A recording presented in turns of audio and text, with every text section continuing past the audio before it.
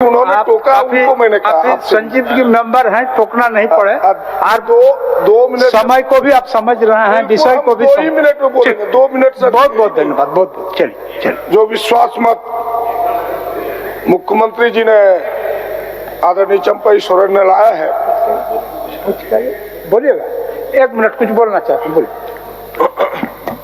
आज थोड़ा पहले ही हमारे विपक्ष के नेता बोल रहे थे, उनका इशारा क्या था, सदन सुना होगा, इसलिए आपसे क्लियरफाई करना चाहते हैं कि सदन को अभी जो मंत्रिमंडल को जो चलाएगा आलमगीर हाफिज, हर बात इन लोगों का उसी तरह एंगल में होता है।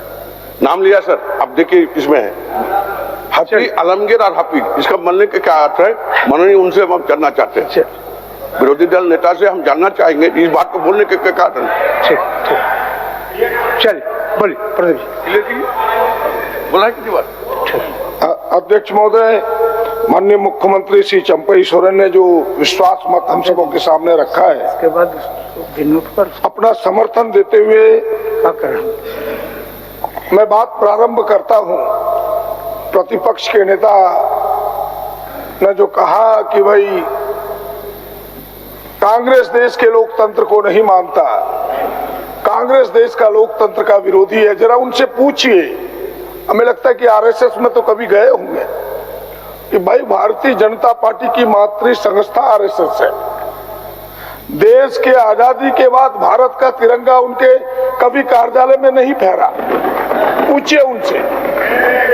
अब जब जनता का दबाव बना तो 4 वर्षों से उनके कार्यालय में तिरंगा फहर रहा है, पता है कि नहीं, जरा पूछ लीजिए उनसे।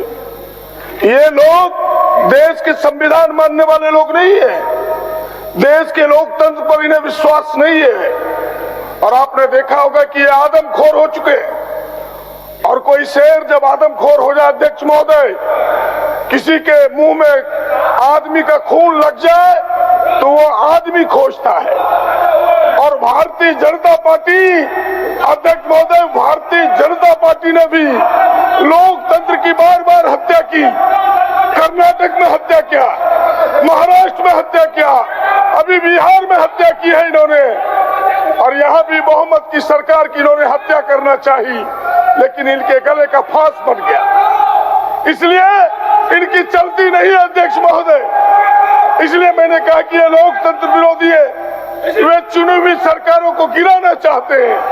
और आपने देखा होगा कि कई बार इन 4 वर्षों में इन्होंने प्रयास किया। ये तो झारखंड है, इनकी चली नहीं। इसलिए अध्यक्ष महोदय, मैं इतना ही कहना चाहूंगा कि आज के दिन झारखंड की जनता की एक बातों को समझ रही है, झारखंड के लोग एक बातों को समझ रहे हैं। इन्हें जवाब देगा आने वाले चुनाव में, इसका उत्तर इन्हें मिलेगा। और मैं दूसरी बात कहना चाहता हूं कि सुदेश जी अभी बड़ी चिंता व्यक्त कर रहे थे नौजवानों का।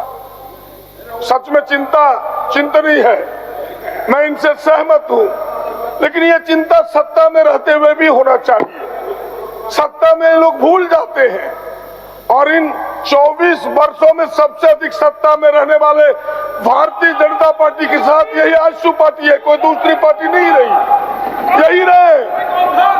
आज ये परिस्थितियां पैदा हुई इन कारणों से हुई है। मैं कोई नई लंबी चौड़ी बात न करते हुए बस इतना ही कहना चाहूंगा कि यह जो सरकार बनी है, जो हेमंत जी ने विकास के कामों को आगे बढ़ाया है, कल्याणकारी आदिवासी, दलित, पिछड़ों के लिए, झारखंडियों के लिए जो एक बड़ी रेखा खींची है, मुझे विश्वास है कि चंपई सोरेन उस रेखा को और गहरे करेंगे, उस रेखा को और गहरा करेंगे, उस रेखा को और लंबी करेंगे।